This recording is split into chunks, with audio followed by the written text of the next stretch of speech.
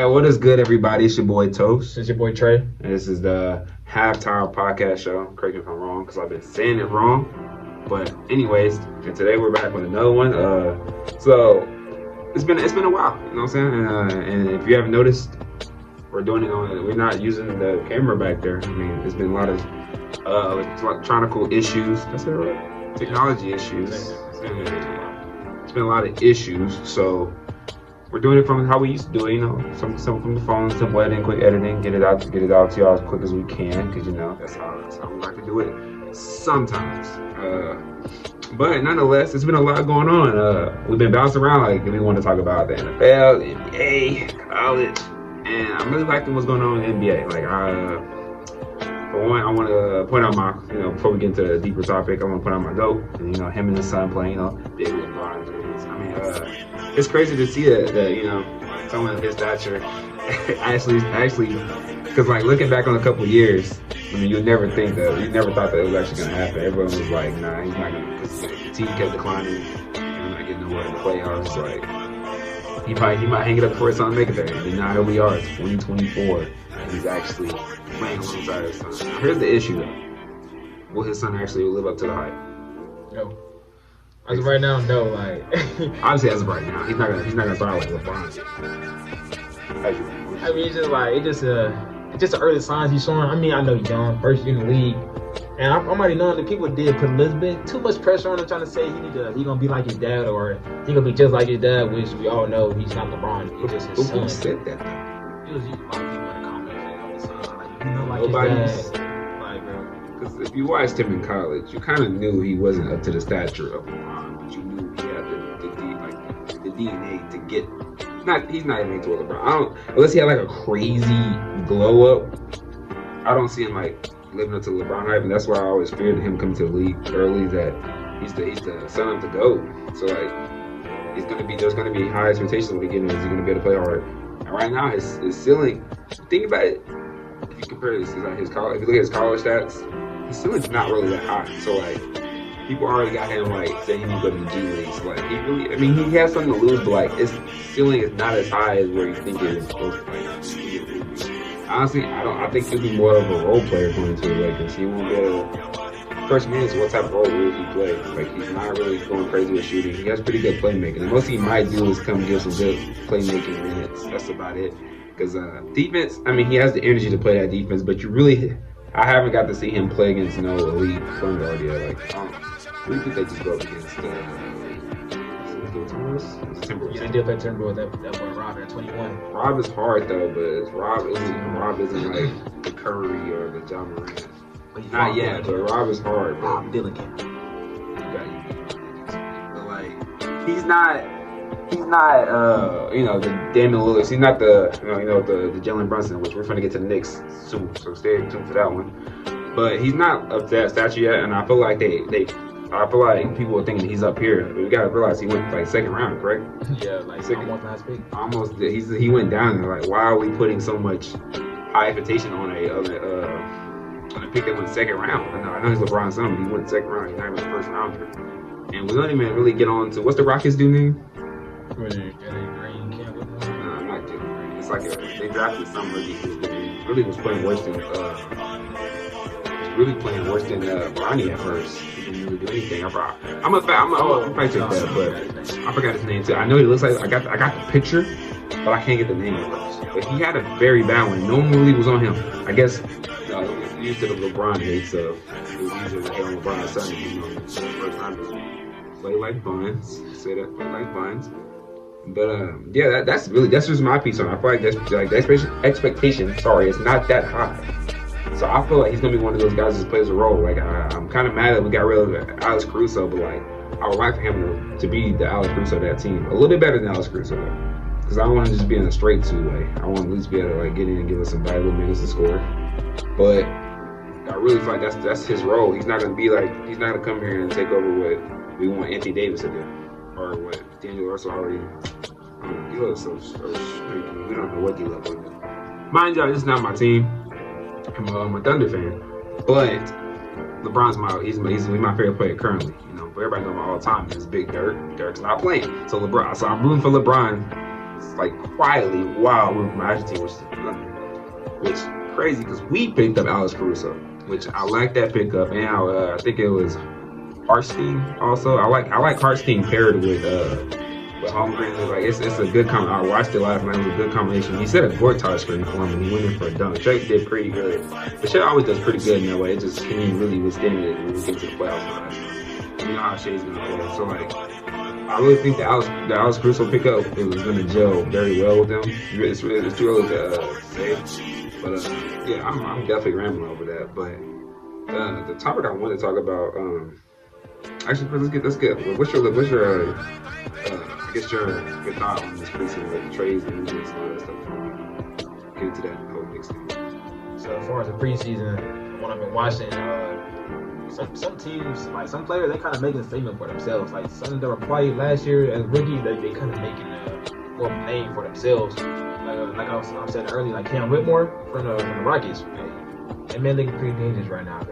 Last year he showed like like some high signs that he can be this type of guy, but he wasn't so sure that he could actually step into that role. But preseason, that man he coming out different. Like he's trying to send a message for everybody to look out for him because he ain't just Jalen Green. I mean, hey, he can make something work too so far.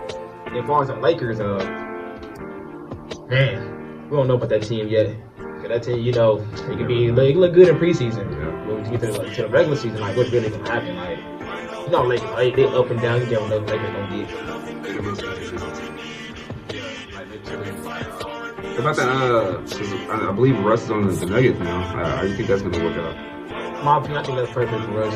My opinion, because if he can come off the bench and play more of a playmaking role, not what the Lakers tried to put him into. Like there wasn't a good spot for him with LeBron James. LeBron's gonna be the main facilitator for that team. As a Westbrook, I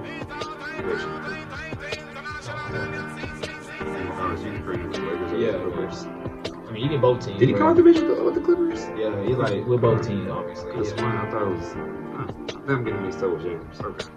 Yeah, I'm more like the Lakers. Like Clippers, he was kind of in there somewhere and whatnot. But Lakers doesn't like a bad situation. And Clippers, it's a cool situation, but bringing Harden in with Russ, okay, that wasn't smart at all, really. In my opinion. But anyway, with the Nuggets though, I think it's a perfect spot for him coming in for Jamal Murray, just being a facilitator for that second team come out the bench. Just making him a primary ball and the bar handler better. Let him do what he do. Russ gonna play hard. He gonna play defensive rebounds. And he's always been a great playmaker, so that's the things that Russ do. I feel like them having someone who can push the floor like that outside of like when Jokic come already. Jokic gets that rebound, he throws it up. I think having someone who Jokic get out of the game to get rebounds and push the floor like that would definitely be too soon to talk about it. It's too soon to say now, but I like where Russ is going with that. I thought he was going to work out for him. Also another one because I believe he actually went to the Sixers too. I think that's gonna be a deadly offense because Tyrese Maxey, he just getting better every single year. Paul George bringing in what he always do, smooth score from anywhere around the court. And you got Joel Embiid, former MVP. Joel, he gonna make plays. Paul George gonna. It's like a lot of things they can do with that offense. Like there's a lot of things you can do with Tyrese Maxey, Paul George, Joel Embiid. You got the rookie Jared McCain, and I think he been playing great. He's a great shooter for that team. So I'm looking to see what he's gonna do. But I know they're gonna have him going back and forth from the G League to the U League. My biggest issue with them is that we already know the Sixers have always had a on paper good team. Every time, like I think it's rare that they've ever had like a cool looking team. But they've always had like a pretty good team. Like the question is, can they finish in the playoffs? That's what it really is. They always end up getting put out. They always had a good teammate. And then you got two players on the same team who actually struggles when time in the playoffs, which is Embiid and Paul George. So like, I know they're gonna have a good regular season. They're gonna be like pretty solid. They're gonna have some good games, but like, it's too early to just ask or to question it. But like, it's really gonna see was that team worth it. Can they finish? Can they make it farther than what they usually make it? That's the biggest deal on that whole team. And then I want to say also DeMar went to the Kings.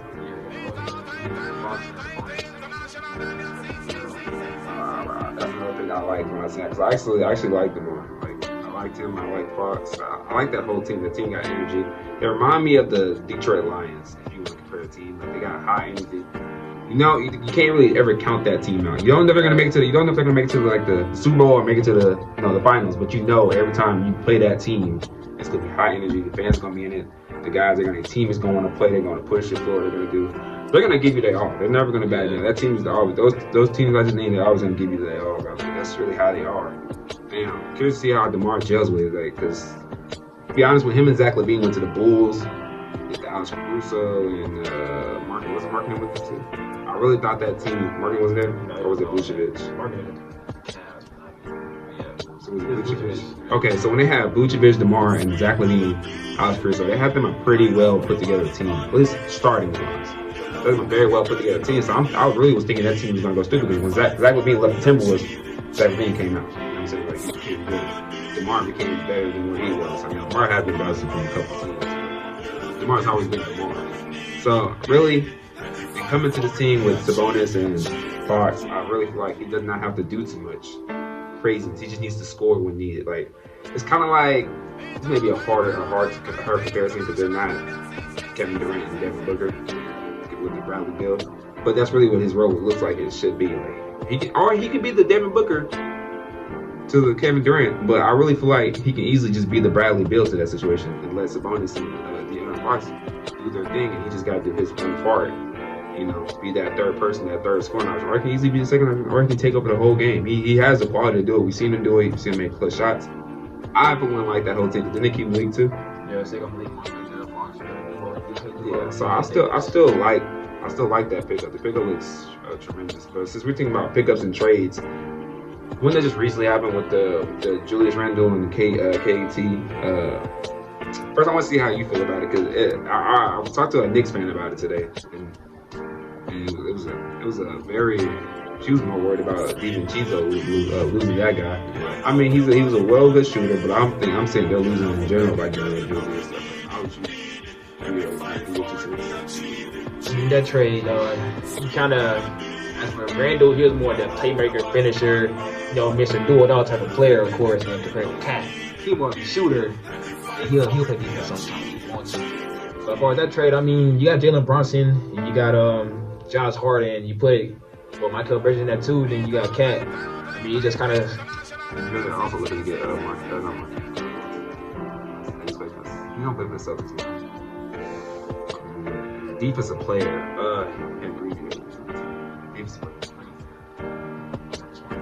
yeah, Marcus Smart. They're looking to bring up that defensive guy. I'm pretty sure he's gonna call the bench.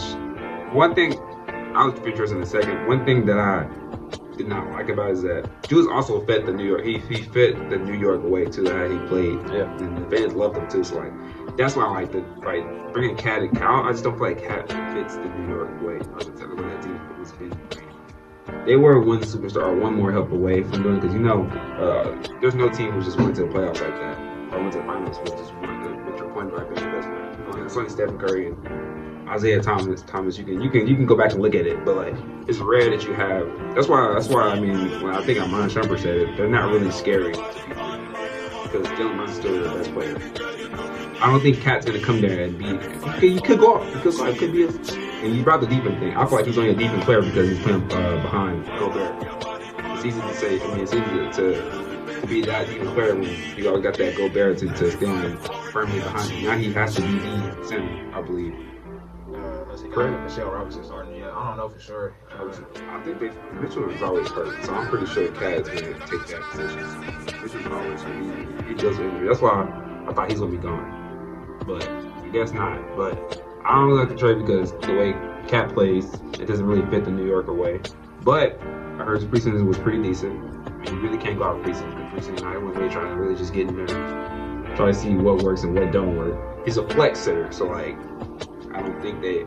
Nah, Julius played pretty flex. Julius played. He was more like just like how Sabonis is. Those wave of power forwards that can just do everything. So like Cat can do everything, but not to the magnitude of what Julius was doing. Yeah. But I really feel that they helped the Timberwolves out. Because Julius, I feel like Julius with Anthony Edwards, they got robbed. They just picked up Gobert, they keeping Gobert, correct? Yeah, So like, Gobert, Jaden Daniels. Yeah. That's a defensive team. they got a pretty well put together team. That's a team. Like, I feel like that's what I'm saying. The Knicks low key just made the Timberwolves a better team. If things go right for the Timberwolves, like if Andy Edwards come back doing his thing with the piece they just picked up, like the energy they already had, I feel like that team's gonna be more scary than what the Knicks are. The Knicks, like I said, your point guard cannot be your best player to go win the championship. You need more than that. So it's a lot of pressure. It's much like I don't want to compare the football right now. It's a lot of pressure more on the Knicks now than it is for the Timberwolves. They just gotta do what they gotta do and get back to what they gotta get to. The Knicks, it's like, what do you do with these trades you made? Is that trade worth it? Is it worth giving up a good shooter for y'all? Because he was definitely making clutch shots for them. And then Julius Randle, he was kind of the backbone in a way. Obviously, Jalen Brunson did a lot of stuff for that team, but Julius is like, you know what I'm saying? Julius, he played that role much more before Jalen came. So, but like I said, he can't be the best player. That's my 2 cents on it. I know I'm forgetting a team. Did Clay just make that? Or yeah, I forgot about Clay on the Mavs too. I think that's pretty big for Clay on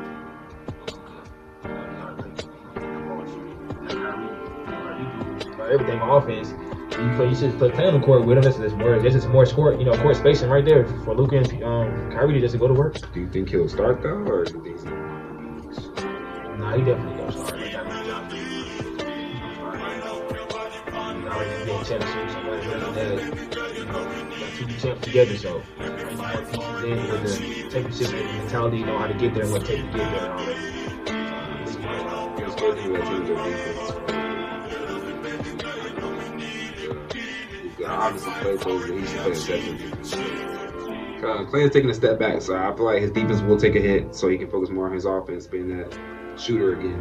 I feel like, I don't know, he could hone in on being his just straight two-way to more, but he has to dribble the ball. Especially with this particular team, he won't have to dribble the ball. Now he can just focus on catching and shooting. I feel like it could gel the way you want it to. Will they make it back to the finals with this lineup? I feel like he's gonna be bumpy. I feel like other teams got way more better to where I don't think the Mavericks. I feel like kind of like how the Suns when they made it to the playoffs, to the finals. I feel like Mavericks just missed one chance to get it right. Just like how the Suns have not made it back since that I don't think the Mavericks will make it back. Obviously, I don't want them. I want them not to make it. Look back, if the playoffs went a different way, they wouldn't have made it anyway. I think it would have been the Nuggets or the Timberwolves. If we're gonna be honest, I forgot how it went. I forgot what the Mavericks played, but if they matched up with any other team when they did, they probably wouldn't have made it. Because that Timberwolves team was dangerous. Who did the Timberwolves even get put out for? I can't say that. Gunner got put up by Mavericks. I don't know. I guess I gotta look that up. But those are my key things. I wanted to get into football today, but I'm waiting for my, one of my. I'm not gonna say the guest star yet because I already know who he is. But y'all see him in the next video. I want to get about NBA because NBA is on my mind. We're hoopers at heart, so like that's what we fancy the most is basketball. We're really ready for the season to get away, so we can start looking at how these teams unfold. The first couple games is always gonna be. Let's get a feel for it and all that. You don't really get nervous until you get to like mid-season, then you start pulling down stuff. The NFL is getting pretty good too. We got a lot to break down with that. With the first couple weeks, we missed the first couple weeks. Teams selling, teams looking good. You got the Commanders looking well. It's a lot of things and to debrief, but you don't want to get it all with the NBA and NFL. We want to break it piece by piece. But that's it for this video. I'm Tosin. I'm Trey. And we'll catch y'all in the next one.